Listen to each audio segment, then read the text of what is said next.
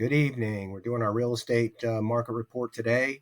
It is now the 14th. The Hurricane Helene was on the 26th, and Milton was on the 9th. The big thing that's going on right now is these floods, as this freshwater flooding uh, is peaking in the next day or two. There's a lot of people that are flooded, that are flooding, that are about to be flooded if it doesn't stop rising. Right now, there's 3,978 listings available in Pasco County, and that number has been going down. Pending, 1,512. That number has been going up. We are seeing a trend. Now, solds, we can't really do minus 30 solds because it shows the last 3 or 4 days don't have their solds showing up.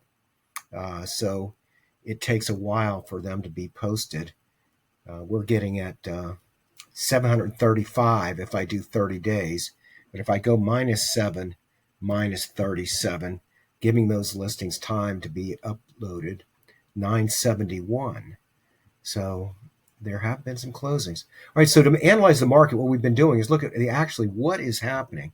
So in the last 3 days, there have been 55 new listings, and 2 of those days were weekends. If we go back to Friday, and then the day after the hurricane is Thursday. Okay, let's go back to the day after the hurricane. There were 73 listings. Primarily, we're interested in single-family homes, so let's tighten it up. And there's 56 listings. And let's look at the flood zones, because really the houses that are not in a flood zone are not a problem. It's the flood zone properties that are the problem. Are people going to buy these properties? Are sellers going to sell them? Is there a market for them? So let's look at these 8 properties and see if we can find any flood homes in here. Atlantis did not flood in Holiday Lake Estates. Jasmine Acres did not flood. This is not Beacon Woods. This is off of Trouble Creek, and it did flood. I'm not sure if it's priced like a flood home.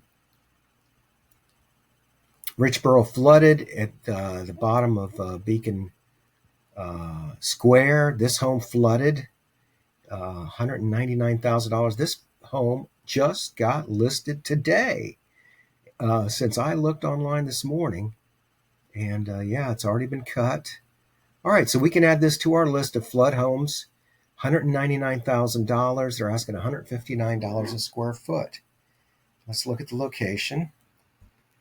Now we know 3 homes on the water with damage went under contract, and we'll just cover them in a minute. But here's where Summers is.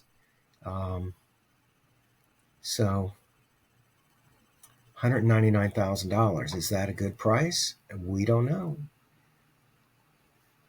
Donzie is $319,000. It has multiple offers on it, nothing accepted. This is a fairly outstanding lot, and the home's pretty good too, but it did flood 2 feet, and there it is, showing that they've been cut. The repairs are not going to be made. It's going to be sold as is. It's a 3-bedroom, 2-bath, 2-car garage, and it's a fairly incredible lot that it's on. This is one of those where you can knock it down and put a stilt home up and probably not even be, the value of what they're asking for now is probably not terribly far off from what the land might be worth. All right, this got listed today. This is Driftwood Isles. This had flood damage. It's a stilt home. It has a giant garage. You can park an RV or even a boat. It has an elevator. And let's see if we can find some of the damage to this one. I know it has it. There's some damage right here, and you can see that it's been cut inside. 16-foot ceilings in the garage. You could put a RV in it. The problem is that you can only be 12 feet high. Once you're inside, it's higher, but that's just got listed today.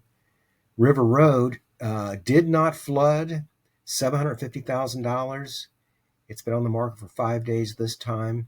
They're asking $381 a square foot. So we see 8 new listings in the flood zones over the last 6 days. Now let's look at the pending and see what happened. 82 properties are pending. And that's that. Oh, that's because that's all of them. What we want to do is figure out what happened in the last 6 days. So 9 properties went under contract. This first one is a flood property. Bay Park Estates is pretty low. Inwood flooded and Sea Pines terribly. Aloha Gardens did not flood. It is a flood zone. This one flooded. Claudia, 5 days, they were asking $250,000 for a 2-2. It'd be very interesting to see what the sales price on these actually are. Humboldt did not flood from the hurricanes. It is in Seven Springs, and Seven Springs is one of the neighborhoods that flooded from freshwater flooding 2 days after Milton. This one went under contract in 2 days in Gulf Harbors. They were asking $399,000. This just happened today.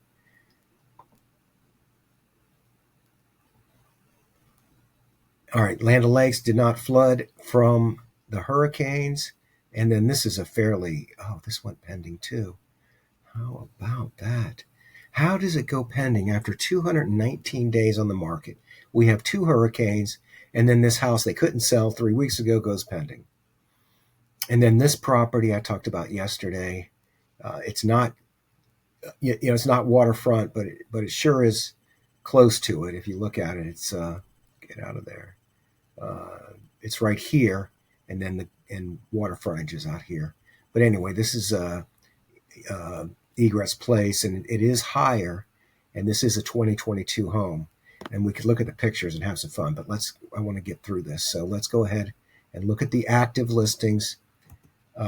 Now that number has been going down, which is just amazing. All right, so there's 8 new active listings in the flood zone. Let's take a look at them. Atlantis did not flood in Holiday Lake Estates.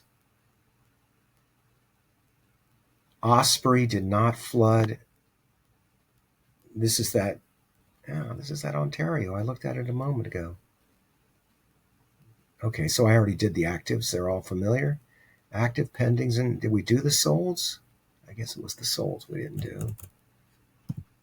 In the last 6 days, 1 home has sold that's in a flood zone. Let's go back. How many days was 1, 7, 14, 15, 16, 17, 18. Let's go back the last 18 days and see what sold in the flood zone in Pasco County. Okay, Osprey is not in a flood zone, and it sold for $100,000. Beacon Square, this particular Beacon Square did not flood. Bear Creek did not flood. Seven Springs closed at 228 on 10/7, and the hurricane hit on 10/9, and the freshwater flooding started happening on 10/10 and 10/11, and 12 and 13 is still going on. Now, I think the Anclet River, which is affecting this house, did peak and go down. But the Withlacoochee is still peaking. The Anclet River is very interesting because it did not flood during Helene much. I say much. A couple of areas did flood. Not like the Cody River, which flooded terribly up and down, and then north of the Cody. There must have been something where the flooding really got bad north of Holiday. Gulfside Estates, on the market for 29 days. Oh no, we're doing solds. So this one sold for full price on 9/26. The day of the hurricane, somebody closed on this property on the day of the hurricane of Helene. Let's look at where it is.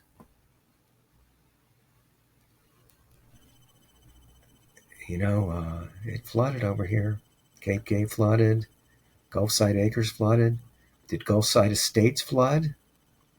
Gosh, can you imagine if they bought it and it flooded the same day? These are closings. Fishhawk and Park Lake Estates did not flood. It was listed at 289. It sold for 270. Gulf Shores 385. It sold for 247. 1,120 square feet. This is not on the water. Yes, it is on the water.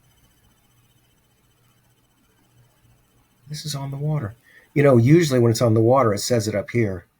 Gulf Access Waterfront, 28 days. It sure would have been easier to sell it if they had advertised it as Gulf Access Waterfront.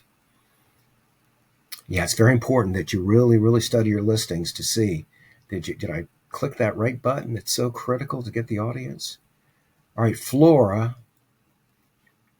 This may or may not be on the water. It goes just a little slow when I'm recording. If it's on the water, I sure would have put a water picture on first. Look at that. 16 pictures to get to oh, wow, I would have made that the second picture. All right, well, they were asking 415. It sold for 400. It closed the day after. $400,000 the day after Helene. It's a 3-2 pool home. Well, that's just amazing. It's mind-boggling, and who knew that property sold. Where am I? All right, I'm Randy Jenkins. I'm waving goodbye. Have a great day. Talk to you soon. Like my video. I only have 23 followers on YouTube. Subscribe. That's what it is. Subscribe. Have a great day.